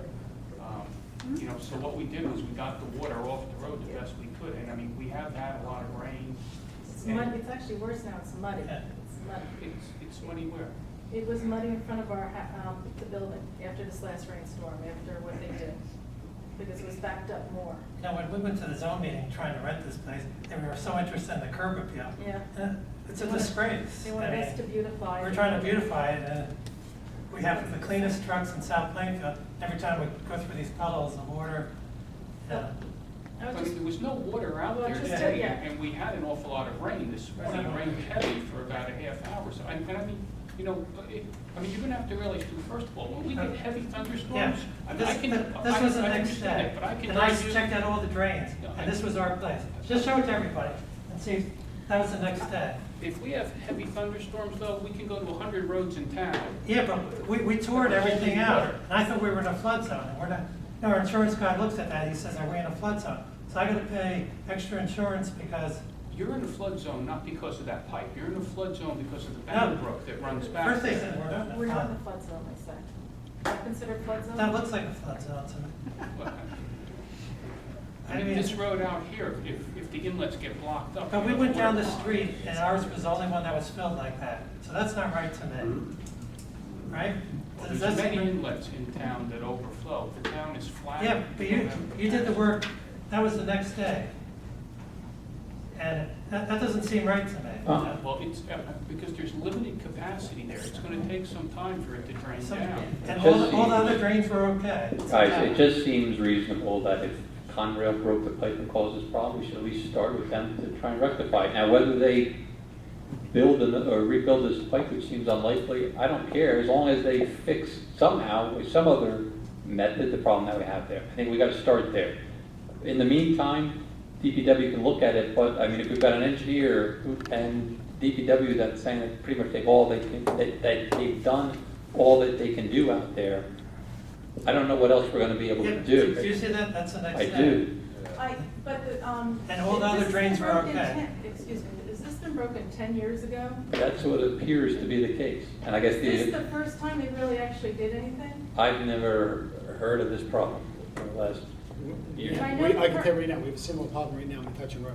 Yeah. Same type of thing, they ripped out a storm sewer that was going into the brook behind it, and I think that's even longer, we haven't been able. You know, I mean, I'm not saying it's a good answer. I didn't try to get Conrail on this one, on the other one, the work was done previously. And I can just tell you, I remember we had a situation where, you know, the railroad, it was off of Kentile. I think they were using it as a fueling station at that time. You know, I think it was Jim Clark, we had to look into it. They're like a separate country, so you have very little control over the railroad. So I mean, I'm not saying we're not gonna try to do it, but I'm trying to give you an honest answer, and that is, it's not gonna be done in 2 months. It's not. I mean. Would you be comfortable with that? Dave Donatelli, who was the supervisor. We'll try, but Hold on, it's not gonna happen. Dave Donatelli, who was the supervisor at the time, about 5-6 years ago, was in constant contact with Conrail, and he got nowhere with them. And the problem is, we don't have a right of way there. We have no place to go. Right. Pipe there. Because the third track, when they put that in, is right at the end of the road. We actually dug probably more than we should have when we went over there to try to alleviate the problem. I know Lenny was out there with me a couple of times, and we did what we could with, without doing a major project there. So all those pipes, New Market Avenue, the storm sewer pipes run from New Market Avenue down those streets underneath the tracks? No, New Market Avenue runs all the way down to the brook along New Market Avenue. So how far is this from New Market Avenue? Oh, because This is local, it's the other direction. Bobby thinks this is just, Great. Pulaski Street, you think, is feeding into this? Yeah, I don't know where the other ones empty out, so they may still be under the track, but this one, when they put that third track in, they ripped it right out of the ground. It used to go right on the other side with the 3 tracks. And there's no way possible that we can go under that railroad. Well, we gotta talk to I mean, I thought that it was alleviated to a certain extent, better than it was. Well, I thought, when I pulled up today, to be honest with you, I mean, I was up this morning and I even commented to myself, man, it's really pouring outside. It was raining really, really hard this morning. And like Glenn said, for about a half hour. When I went there, I expected to see something other than what I saw. There were literally no puddling on the street at all. When I looked into the grate, yes, there was standing water absolutely right there. That, I think, in my opinion. This was the next day. I understand, Mr. Yeah. George. But all the other sewers were okay, you know. But the problem is that's going to the end of the street, and it's almost like a dam. You know, the tracks is a dam. So unless if you're able to build a bigger well. Well, there's actually standing water right in the property inside the fence also. And I wonder if that has It's a something low-lying to do. area. That has nothing to do with our pipe there. Mayor, I think to cut to the chase and to address the George's basic question is that it's Conrail's fault. Yes. And I think what you're saying, Mayor, and what Mr. Cullen is saying is that certainly we should investigate and will investigate with Conrail what we can get it done. Cap is saying that, it's been done in the past, doesn't mean we can't do it again. But again, to Mr. Cullen's point, and understanding that, no, I don't think anybody would be happy with that situation.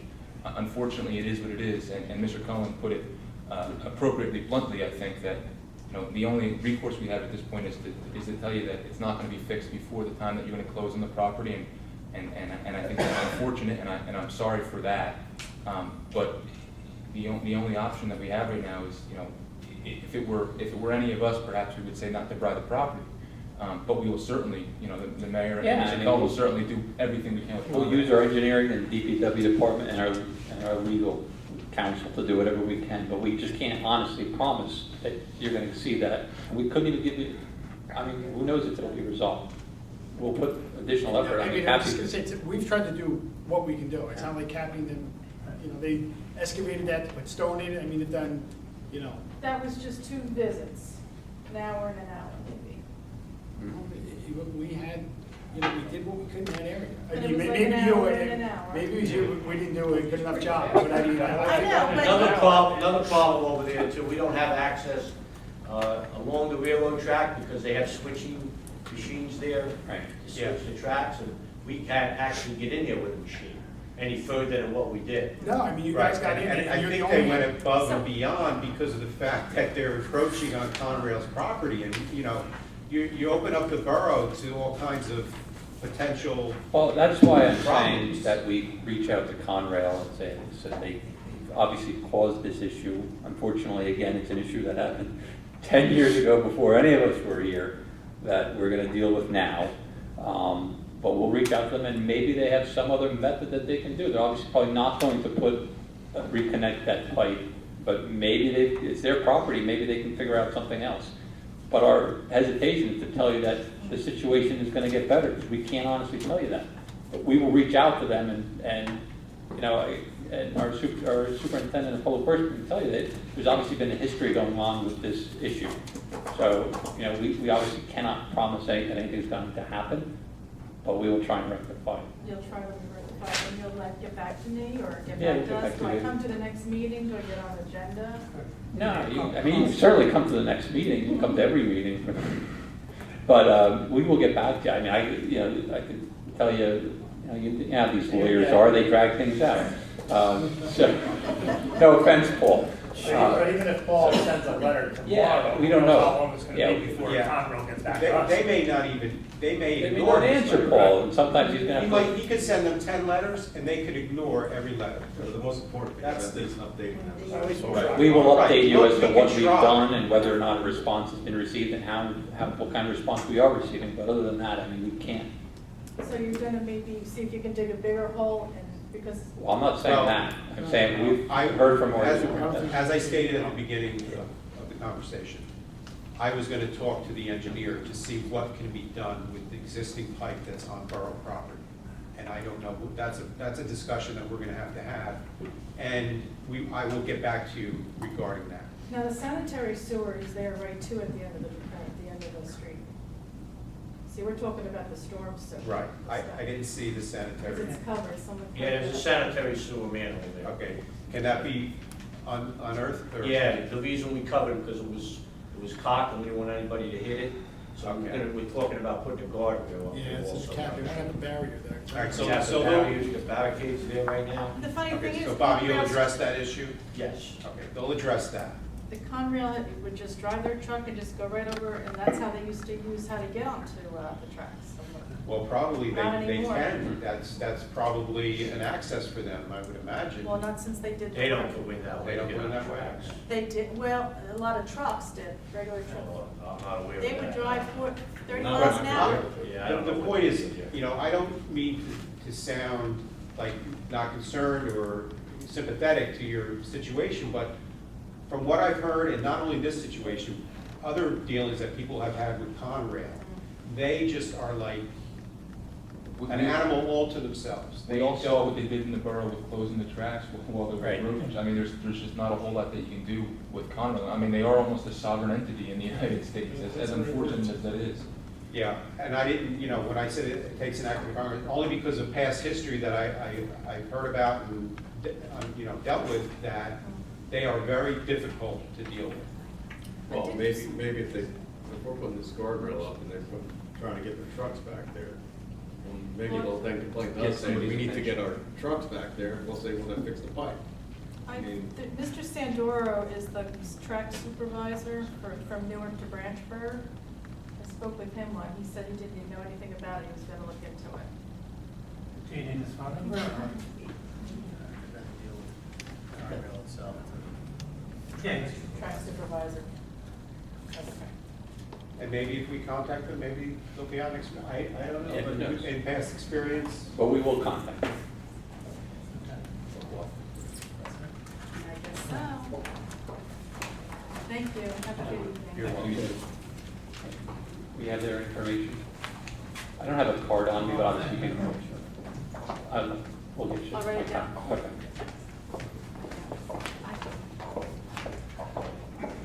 Anyone else? Yeah.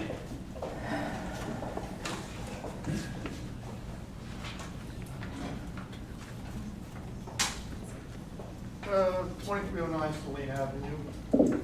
When I came down my last petition, I made a suggestion to the council for Mario because he's so overworked and stretched so thinned out that there's snow on the sidewalks. You only get one warning instead of warning every year. Right. Did you discuss this?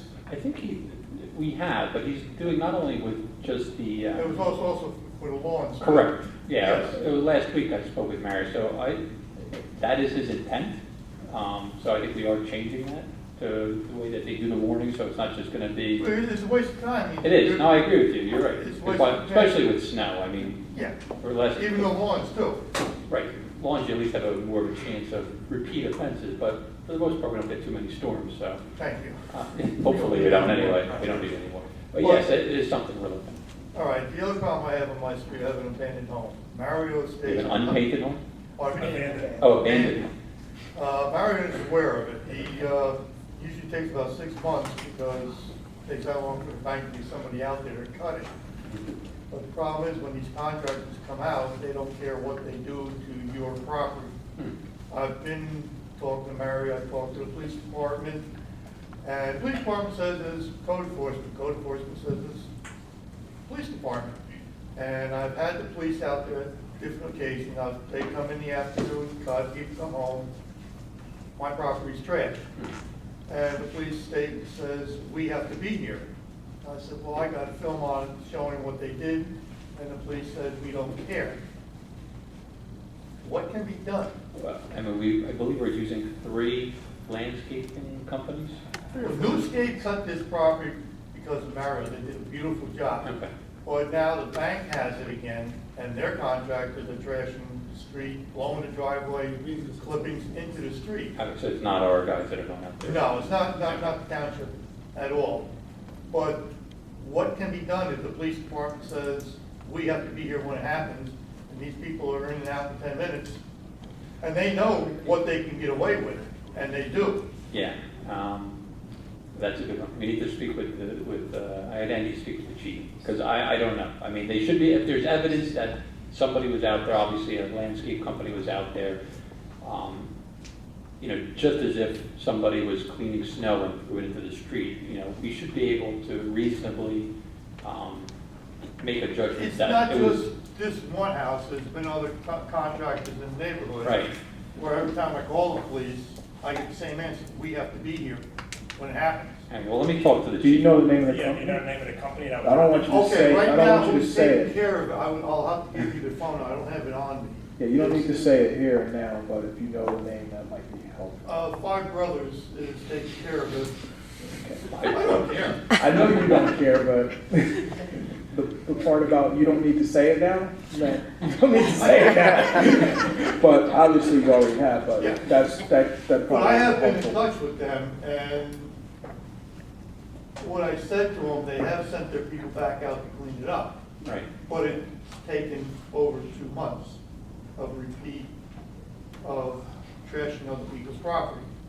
The company says one thing, they claim they talk to their workers, and the two aren't communicating. Right. And how long are they taking to cut, obviously this cut is not being done every week or every other week? No, it's usually done once a month. Once a month. Okay. And they, you call them up, they make all kinds of promises, oh, we're sorry, blah, blah. And the next month is the same deal again. Yeah, no, I And mean, you cleaned the property this Sunday, Mayor. I do. And Saturday. you did a beautiful job. You come home Monday, and half of it's trash because of the contractor next door. How would you feel? No, I agree with you 100%. So I had that happen to me, and you know what I did? I went over to my neighbor's house after I swept it all up and threw it right back in his driveway. That's not what I would recommend. That's not what I would recommend. Your contractor puts it over on my side of the street again, and it's coming back on your property. Yeah, well, why do you gotta That's do the last that? time it happened. Yeah, but why do you have to go take You that know effort to what? do it? I normally don't, but it happened once, and it only happened once. We do not condone that. And that's different too. I mean, you're dealing with five brothers who obviously didn't care. No, we'll take a look at it. I'll talk to the chief, because I want to see if they can do it. I mean, obviously, if this is happening routinely and it's the same contractor that I would imagine that they're This using. year, yes. Okay, so they're not using a different outfit each time. I think there's something that reasonably we can probably do with either the help of our attorney or our police department that can at least put a little bit of Yeah, nudging but on why it. get the story from the police department, we can't do anything? Well, I'll talk to the police Well, I department. mean, I can tell you the same experience with seeing, people around town with the snow as far as pushing out in the street. Both code enforcement and, police will issue a summons to that individual because I've called them. Yeah. So as far as, you have to catch them in the act because you don't. Yeah, but when I tell the officer that responds, I have them on film. And their response, we don't care. Yeah, I don't, let me look I mean, into it. I was talking to Chief. Yeah, let me look into it. Discussion about it. Obviously, he has a different attitude than an officer might. Well, I know that shouldn't happen. All right, thank you. You're welcome. Thank you. Afraid to ask. Is there anyone? Yes, me. Don't. You want to go? Yes. Oh. Go ahead. Debbie Boyle, Van Fleet.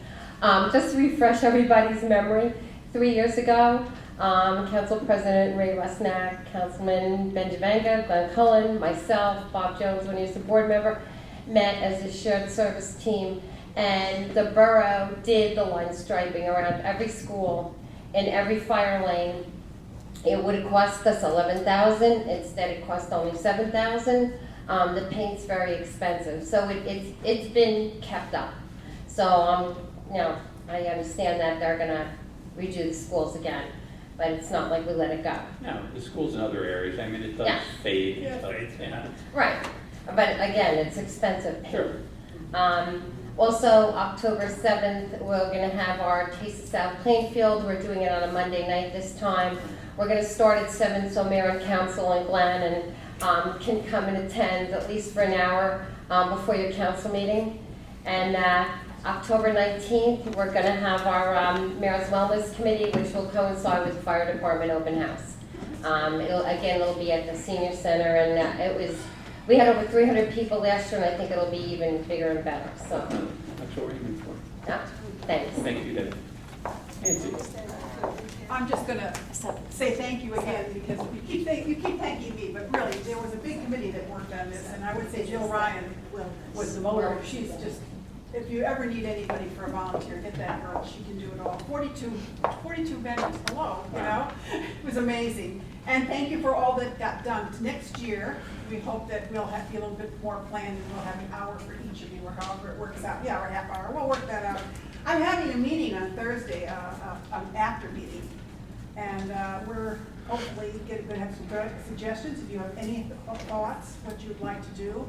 I would say 90% of the people that were in the downtown, the businesses in downtown were happy. The other 10% I'm going to invite to the meeting, and hopefully they can join the committee next year. I would like to see whether, if we're going to do this next year, a car would be good, but I'd like it spread out into the back parking lots by Shervin's, and so that more people would generate that way. But I have no complaints. It was amazing to me. It was a good thing to say. Yes, it was, and thank God it wasn't the week before when it was 105. Really, the weatherman helped us out, and it cost nobody anything. We actually made a little profit, and it's all going to go to Shirley Thompson. So that's the best part of it all. Nobody had to do anything, but that's because you all helped with the window decorating, the cleaning of the window decorating, the closing of the road. So hopefully next year, when we do this again, you'll be just as cooperative with us, okay? And someone was talking about doing the windows for Halloween. I don't know, we'll have to see what that would be, cultural arts. They thought that was such a good idea. I don't even know where the paint is right now. my ladder is someplace too. The paint, the last time I saw it was in Mr. Stubbs. I have a ladder. I have a ladder too, someplace along the line, but I'll get it when I get back to the meeting tomorrow. Thank you again. Thank you. Very, very cooperative. I don't think this could have gone over without the councils and the police department and all the other people's help. Okay, thank you. Oh, I know, I wanted to ask one more question. Sorry, I don't want to talk about this.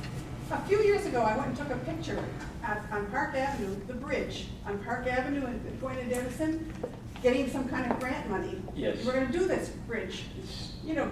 Still don't have a hard date on that. No, it's just like. Now, this was, I think it was A few years ago. 2008. Is the bridge going to fall down? It's a bridge over a railroad. Is that a live railroad? Do trains actually go over? Oh, definitely, that's the same one. Well, I would think if the bridge needed to be replaced 2 or 3 years ago. Yeah, let me reach out to the governor's office, because yeah, you're right, not only was it a couple of years ago that the first grant came, but they were here, I think, well, it was more than a couple of years ago, the first grant, but they were here not too long ago, so. I've been, and Boundbrook has had a lot, I'm traveling around, all the roads are closed for Boundbrook, Middlesex, and a whole other places where they've replaced bridges, so hopefully if it really, really needed it, it should be. Yeah, definitely. Okay. Anyone else? Chris?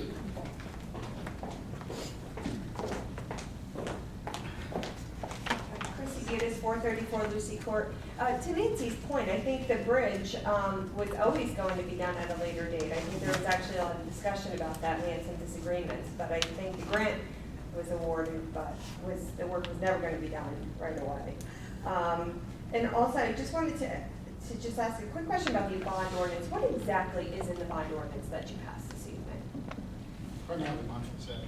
Primarily Montrose? Yeah, it's primarily Montrose Avenue. I'm sorry, Glenn. No, I'm sorry, Glenn. It's Montrose. We did list part of Oakmore.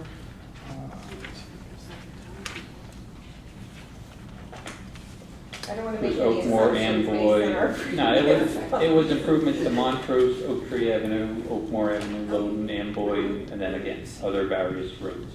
You know, and an additional amount for easements on Stelton. Well, That Stelton easement has turned out being a lot more than double what the estimates were really originally done, the original raises. It's over 95,000 for it. Yeah, they've come in practically double those appraisals. Well, and those appraisals were done years ago, right? Yeah, but the market went the other way. We didn't think we were going to have that problem at all. Okay, so, and that's just for Stelton, right? So that doesn't, there's nothing in there for New Durham and corporate, though? Those east. No, there is some money in some of those ordinances for New Durham and Stelton. Whether or not it's the full amount, I'm not really sure. Wait, New Durham and corporate or New Durham and Stelton? We had previously done ordinances for New Durham and Stelton. I don't know if what was in there, because it was so long ago, if there was enough. I mean, so, and this is like in the case of Stelton here, we've gone through it, we didn't have enough money. Okay, so with this bond ordinance and other bond ordinances that covered New Durham and Stelton. There's New Durham, there's Stelton, there's West Seventh.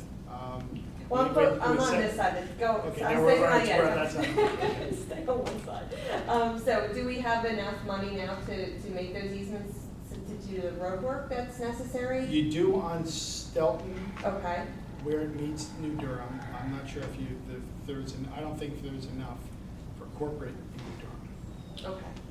So what was Just- this? Not to interrupt, but just so you're aware, Stelton, one of the three are still investigating whether they're going to accept the appraisal.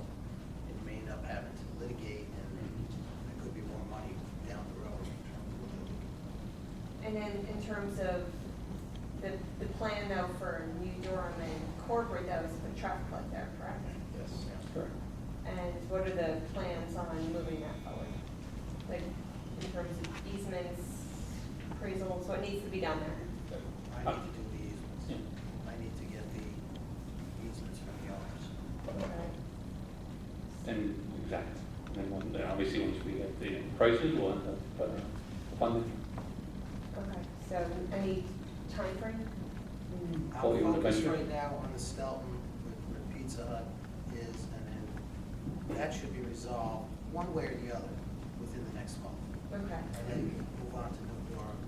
I mean, some of these projects, And West Seventh. we've run into problems. I mean, in the case, I know Yes. you mentioned, don't get into West Seventh.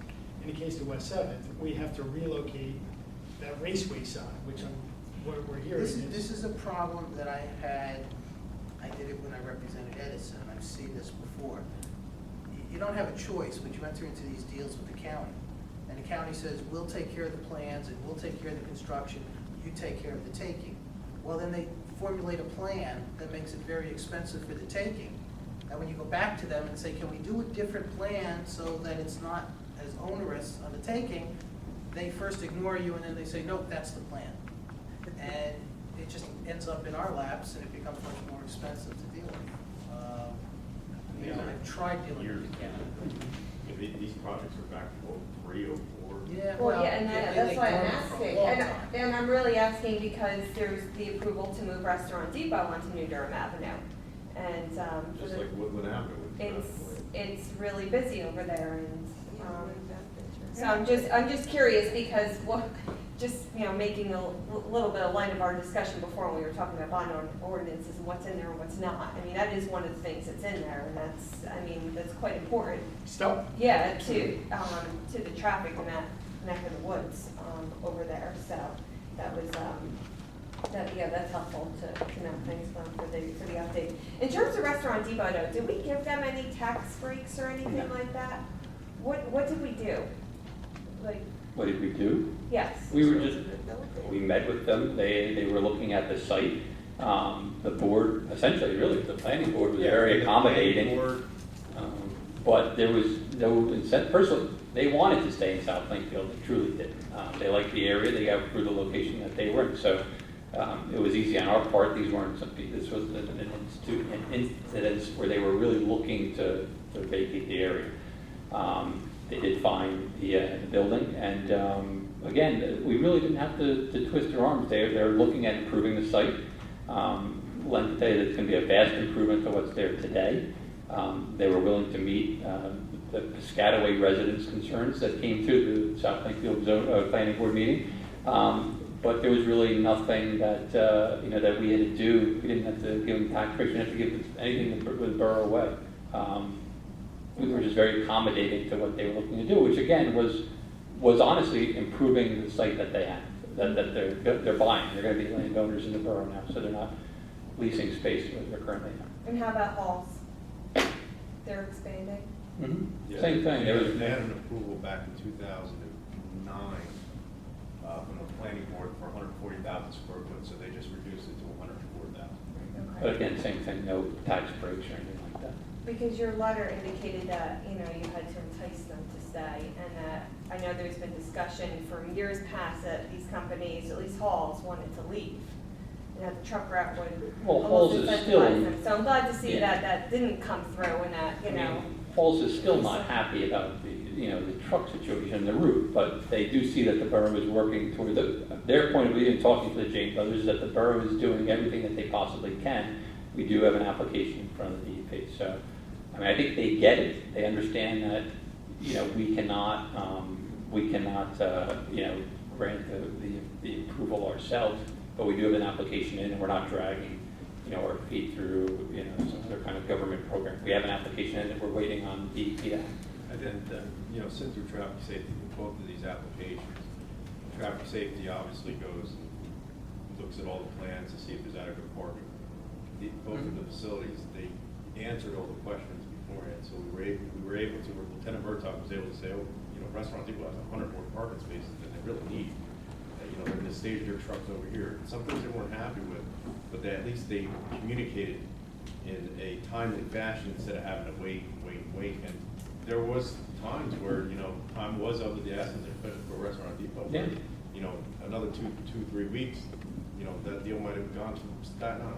I mean, that's probably the biggest thing that we did is we facilitated getting onto the planning board meeting that they had to get on. Because if they had to wait another meeting, they potentially would have lost the ability to buy that building. Well, I'm glad they're here to sell Yeah. in town, but definitely we're gonna have to address that traffic situation. Sure. So, I mean, it doesn't take a rocket scientist to figure out that there's a lot of cars and they're moving really fast on your dirt road. So, and I know that the Piscataway residents are also concerned and living on that side No, of they weren't town and that concerned. road, it's. They were not concerned with the traffic. Hmm? They were not concerned with the traffic. You're not? No, they were not. Oh, they were, oh, I'm like, okay. Their concerns had nothing to do with the traffic. Yeah, I did. On a much lighter note, handicap ramps right over here on Church Street and Lakeview. There's 3 complete, right? And there's 1 that's not by the bridge, the overpass. Did anybody else notice that, or am I, Paul, you walk around this town? That's a count. That's the county, the contractor didn't do it for some Can reason. somebody reach out to the county and maybe figure out why we have 3 curb cutouts and not 4? Because that one has a storm drain on it. Has an Were open they- culvert, has an open culvert Yeah. on the on Church Street. Yeah. We can't do anything? They can't do anything, Even yeah. like down? It's an open Just culvert on it. ridiculous. Oh, I okay. still don't understand why they should make that connect. Mr. Castro is right. That's, go back. Out of my pay grade. But, and Cappy, like you said, they can't even move it down the road even at all, right? Okay. Yeah. All right. Worth a shot though, because it's, a lot of people do bike over it. It would be nice to. Well, thank you guys. Thanks. Anyone else? Okay. At this point, we will close the public portion. We are going into executive session. You are more than welcome to stay here. We'll be back at